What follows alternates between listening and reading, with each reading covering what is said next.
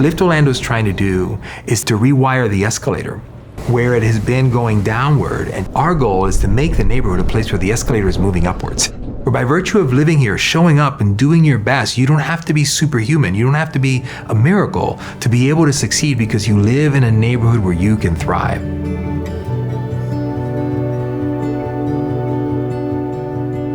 It's been very rewarding to actually see the transition of the community, knowing that, of course, before they came, we had some very condemned, ran down apartment complex that was in the area. We had the worst housing in those apartments. Our schools were struggling, dealing with almost 100% turnover in their classrooms, a lack of access for healthcare. For example, you can look at the park, Lake Lorna Dune. It was not an area that you would always want to have your kids hanging out at, but now it's beautiful. I started out here working for the Chamber of Commerce in the 90s. You know, it was probably the time at the Chamber that gave me the first taste of what was possible if the business community could lock arms around social issues. Our name Lyft was born because we had this combination of all these high-powered business leaders in a room wanting to make a difference, yesterday. I was fortunate to be there and to be part of that. And so I'm very proud to walk into this and look at the facility and look at the health care that is being offered and know that it is as good as anything you would find anywhere else. Every center is beautiful. We hold ourselves to the highest standard, and we really do have physical plants that are much nicer than many you'll find in other areas.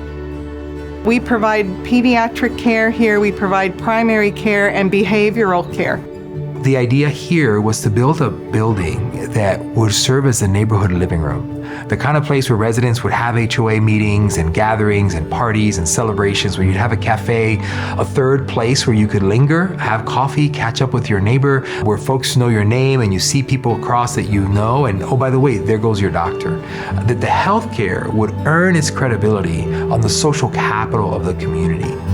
I love that they want to know who you are. You're not just a phone number. You're not just a patient that's someone, they care, they smile. The story I'll tell you is of a young family with 3 children, a wife and husband, who had no reason to think life was going to change so dramatically until he lost his job. That led to some domestic challenges at home and abuse, and she ends up finding herself having to take her children to safety.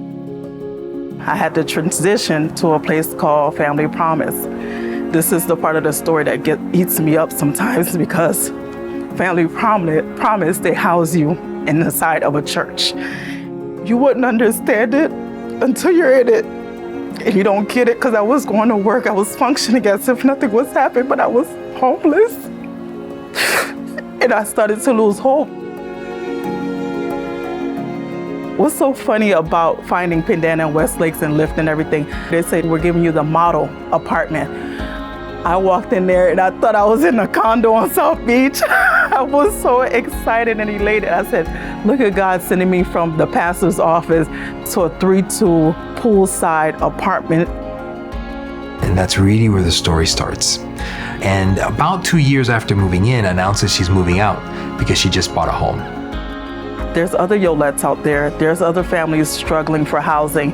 And my biggest thing is, I'm gonna sit here, I'm gonna save, I'm gonna learn what to do, build my credit, so I can leave and let somebody else, get that spot, just like somebody gave me that spot initially. For us, the idea of being able to support mom and children and stay with them all throughout that entire circuit, that's the definition of what we're trying to accomplish. It's an ecosystem of success.